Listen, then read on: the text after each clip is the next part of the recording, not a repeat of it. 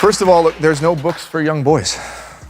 We have abandoned them. This idea of boys will be boys, we just kind of let them go. And we're back. Welcome back. My name is Chad, and I'm Alina, and we are the Bushbirds. We want to say thank you for subscribing today. We truly appreciate every one of you. Why?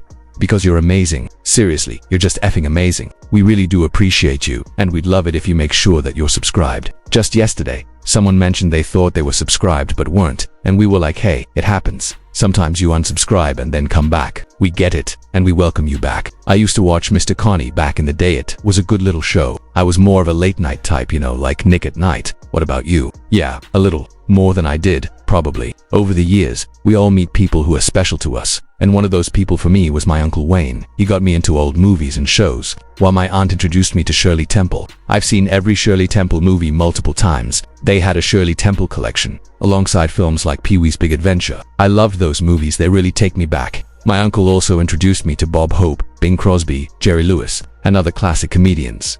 I watched a lot of these old black and white movies and Nick at Night shows like Taxi, and they became special to me because of him. He was hilarious and full of stories about the shows he loved. I remember him talking one night about The Man from UNCLE, and even though I haven't seen the original, he described it with such excitement. Think about the times in your life when you spent moments with someone special like that. Sometimes it brings a tear to your eye, but ultimately, it leaves you feeling good. You get a boost from the energy you experienced back then, and maybe someday, you can be that person for someone else. When you get older, we get to be grandparents, and that's going to be great. As I spoke about yesterday, the best way to get there is through meditation. And it's not some woo-woo thing, it's really about calming down and letting your mind rest. Many people think meditation is about seeking enlightenment or seeing amazing energy, but it's simpler than that. For me, I focus on a spot in my nose, feeling the air across it, and I start by filling my belly with air, letting it out slowly, and balancing my breathing. Of course, thoughts come into your mind during meditation, and I handle them by saying, nah, that thought doesn't belong to me. I have two anchor words, peace and love. If a stressful thought arises, especially about money or bills, I remind myself that it doesn't belong to me. What belongs to me is peace, and what belongs to me is love. Those two words help me return to a relaxed state, and if I do think, I focus on what I want, peace and love. There's nothing wrong with that. It helps you relax and reach a point where your mind is calm, peaceful, and centered. And that right there, that moment is when you really find yourself. There's nothing around to distract you. Nothing at all. You discover yourself in those quiet moments, and that's where your light comes from. That light fills you up, and then it starts overflowing to other people, which is exactly what we need in the world right now. That light exists in everyone, you just have to find it. Find your voice, and let it shine. Speaking of voices, it was interesting that Alina brought up the other day that Blake Lively said she relates to Ursula. Everyone else thinks she's something different. But in the thumbnail I used yesterday, which came directly from her Instagram, she shared a photo of herself making that iconic Ursula face. Don't forget what Ursula did to Ariel, she stole her voice. That makes sense now. It all lines up. Maybe that'll be her costume next Halloween. Ryan, are you listening? Blake could be Ursula, and whoever goes with her could be Ariel. Hugh could even play the lobster, and Joe Curie could be Prince Eric, not Prince Charming, of course. Anyway, moving on. Did we need a word from our sponsors? Yes, we do. Today, we want to talk about golden saffron. Have you tried it? We've got it on our Amazon store. Saffron is the most expensive spice in the world, called the golden flower, with only 3 stigmas harvested by hand per flower. It's labor-intensive and grows once or twice a year, which explains the cost. For just a couple of grams, it's about $15, which is a great deal considering what you get. We make tea in saffron water, sometimes called golden juice, and it gives a pleasant, uplifting sense of well-being. You can also cook with it. Use it in coffee, tea, or even as a dye. The aroma is amazing, and it's easy to feel proud of it just opening the can. We'll do a review video later. But if you've used it, share your experience or favorite recipes in the comments. Now, back to why we're here. Let's get into the Blake Lively situation. We went to Reddit and found a post titled, How I Went From Supporting Wayfair to Supporting Blake Lively. The user explained that after a conversation with their brother, they began to see the bigger picture. Blake Lively, according to the post, is revolutionary, supporting black men and women and people of color in building generational wealth and seeking reparations. The post's brother explained that if Blake wins based on these allegations, it opens a door for others to hold workplaces accountable in a humorous but pointed way. Remarks and even stereotypes could become actionable. The Reddit post goes through a list of examples: a boss commenting on hair, saying it's beautiful or exciting; asking if the person plays basketball; commenting on being well-spoken or persuasive; asking them to run errands because they are fast; patting their shoulder at the holiday party. Each of these examples, the poster argues, could be construed as sexual harassment or discriminatory behavior. The thread humorously proposes creating a 30-point list of these incidents, using Blake Lively's example as inspiration for accountability and empowerment, and told me to keep up the good work. Sexual harassment. I think so. It passes the reasonable person test. I did not consent to 2 shoulder pats or any shoulder pats at all, and it's also pervasive because he did it twice. Just say nice shoes, bro, right? Number 7. My holiday card from my boss said Ms. instead of Miss, assuming I'm married, which is gender discrimination. Number 8. My supervisor had her first child last year and described a child's genitals to me while discussing circumcision choices. Number 9. On my second day of work 3 years ago, my supervisor complimented my braids and touched the ends, no consent. Number 10. My supervisor complains about aging and talks about atrophy, dryness, joints, and HRT to a 26-year-old, implying sexualized body concerns and discrimination. I'm grateful Blake Lively has paved the way because this could all be actionable. With support from Blake, Ryan Reynolds, and their followers, the work moving the conversation forward is brilliant. It's strategic, subtle, and intentional. No one can fully trace it, which only amplifies the impact. Comments online reflect a mix of awe and humor, like Lost Engineer 1689 joking about the timeline or others suggesting playful ways to assert control, like forcing florals or selling liquor, though let's not do that. Some posts reference Blake Lively supporters gaining karma from online engagement, highlighting her influence and cultural reach. The thread continues with workplace complaints, doors being opened patronizingly, excessive eye contacts, inappropriate comments about attire, denial of overtime, and unfair stipends. The poster even texts their lawyer and ignores HR, asserting their right to be CEO.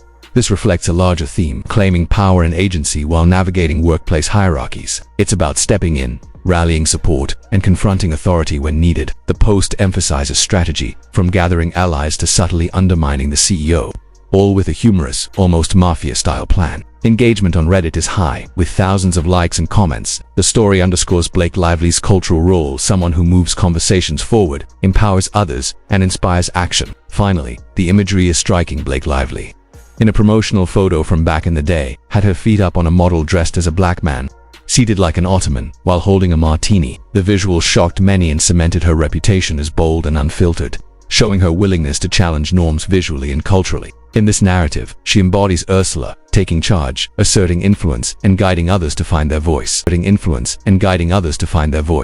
I don't know why that picture doesn't come up more. It's absurd. They're trying to bury it, but it's one of the craziest I've seen. Why would you blackbody a white guy? It's weird, offensive, and borderline racist, especially the position she put him in. Absolutely terrible. Then there's the issue of satire. People get outraged so easily, but some posts are just ridiculous commentary. The complaints about sexual harassment are serious though, because they refer to covered parts of the body. You can compliment shoes because everyone has them, but commenting on feet or pants feels weird. Talking about lawsuits and damages. If you ever sue someone, why not start at the highest number imaginable? Even if it's absurd, the insinuation matters more than evidence sometimes. Just being from California or claiming to be can work in your favor, and you can even bring amicus briefs to court. The idea of "I'm going to call my lawyer" reminds me of being in the South and hearing people threaten legal action they clearly can't afford. Lawyers are expensive, even bad ones, so sometimes it's just bluffing. You can manipulate the system with clever loopholes, like citing California law based on a TV show you watched or a Facebook post you made. Yesterday we got a comment from Vogue and Laureate saying they've been binging our Blake Lively videos, which we really appreciate. They also asked if we plan to cover lawsuits involving Priscilla Presley and her family. Honestly, I know so little about it that I didn't even know who Priscilla Presley was married to, Elvis or Michael Jackson. Turns out there's a mess of lawsuits, hiding assets, involvement in Elvis's death claims, accusations of financial manipulation, and even family disputes over life support decisions. Comments suggest the hospital might be at fault for not following Lisa Marie's wishes, while others discuss common law marriage issues and inheritance disputes. People are confused, angry, and debating the legitimacy of these claims, with some clearly joking, others outraged. It's wild because Priscilla Presley seems to be under fire from multiple angles at once, and the internet is buzzing with opinions. It's hard to separate fact from speculation, but the sheer chaos is fascinating. All we know for sure is that she's been involved in multiple legal controversies. People are commenting endlessly about what she did or didn't do, and it sparks heated debates about ethics, inheritance, and celebrity culture. And looking back at the history of icons like Marilyn Monroe and Elvis Presley, you realize these figures have loomed over our cultural memory for decades, shaping perceptions and stirring strong reactions every single year. So, apparently she's been lying for years. The comments are a mix of reactions, some people mad at her, some defending her. It seems clear she wasn't Elvis's longtime wife. She was his ex-wife. They were married only 6 years, divorced 4 years before his death. People are upset because she was put in charge of Graceland and allegedly profited off it. selling assets and keeping money that some think should have gone to Lisa Marie or the estate. Graceland itself evokes a lot of nostalgia. Visitors remember the airplane exhibit, the TV room, but the financial and legal mess overshadows all that. Priscilla met Elvis when she was 14, but they didn't marry until she was about 19. The timeline in between is murky. The discussion online gets wild. One commenter even claimed they smoked weed with a guy named Elvis Presley who was related to the real Elvis Blonde. You looked like him, and confirmed the family connection. Flea markets, childhood memories, and odd coincidences aside, it all feeds into the story of how Priscilla has managed the Presley legacy. The consensus in the comments is that Priscilla squeezed every dime she could from the relationship. Fans are frustrated that she continues to profit from Elvis's fame, giving tours, making appearances, and monetizing the Presley name decades later. Some worry she's even channeling money into Scientology rather than preserving Graceland for the fans or family. People argue she should step back, leave Graceland alone, and stop capitalizing on her former marriage. Overall, the takeaway is that Priscilla Presley is no Jackie Kennedy, Elvis was no JFK, and Graceland is not Arlington. She made a career out of being Elvis's ex-wife, continues to profit from it, and the fans, commentators, and even media outlets are divided on how to judge her actions. The story keeps evolving, but one thing is clear.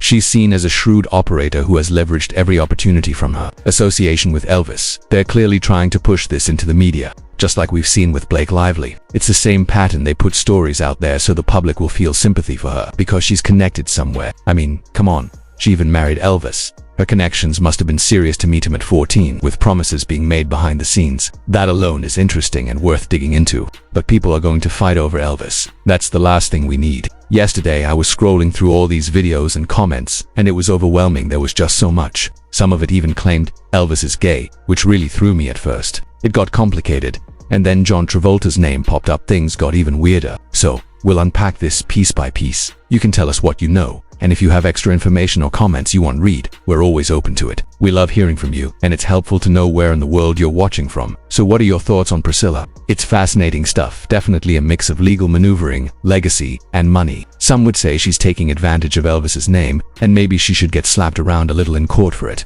But, as always, we go with what we know and keep a level head about it. Double shimmies today, because no one's going to break my stride. If you've stayed with us this long, we may even do a live session on Christmas Day. We're thinking earlier in the day, around 8 or 9 a.m. Eastern, because we'll be up with our son, and later in the day might be too late. If you want to vote on the timing, that's fine to work it out among yourselves. We love you, and we'll keep moving forward with the updates. Bye for now. Bye for now.